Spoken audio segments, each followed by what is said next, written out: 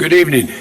Serokê Amerîkayê Joe Biden ku piştî dest bi erkaxweya serokatî kir li gel Serokkomarê Tirkiyeyê Recep Tayyip Erdogan, yekem hevdîtina xwe li Brukselê pêkanî. Pêwendiya her du aliyan ji ber nêrînên cudayên li ser Sûriyeyê, pergala moşekê ya S-400 û balafira F-35 asteke nebaş de ye.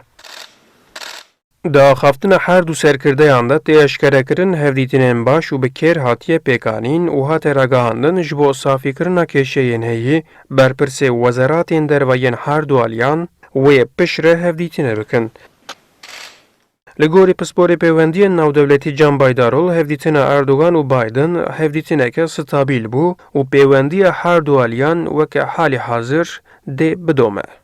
Daha önce Avrupa Parlamentosu Di hevdîtina serkirdeyên Tirkiye û Amerîkayê de keşeyên sereke nehatin safî kirin. Derbarê mijarên sereke yên F-35, S-400 FETÖ û YPG de tugav nehatin avêtin. Her du alî ji hev bawer nakin. Loma hevdîtineke vik û vala bû.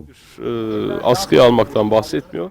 Amerika ev demeke dirêje li Sûriye piştevaniya hêzên Kurd dike û Tirkiye ji siyaseta Amerîkayê ya li Rojavayê Kurdistanê nîgeran e. Di hevdîtinê de ew mesele heta xaftinyan li ser vê her du serkirdeyên Amerîka û Tirkiyeyê tuşt negotin. Li gorî fikra Alî Semînê berpirsê platforma lêkolînên Asya Pasîfîk û Awrasya Rojhilata Navîn, Amerîka dê guh nede daxwazên Tirkiyeyê û polîtîkaya xwe ya li Sûriyê wê neguherîne. Suriye konusunda stratejisi bellidir.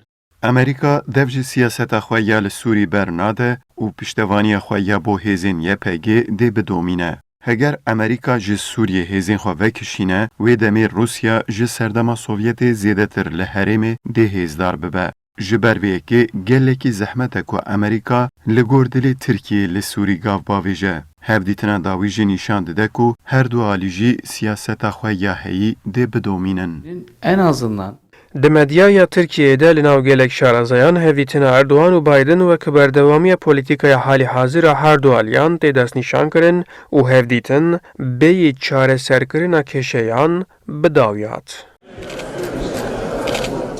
Erjanda Kurdistan 24 İstanbul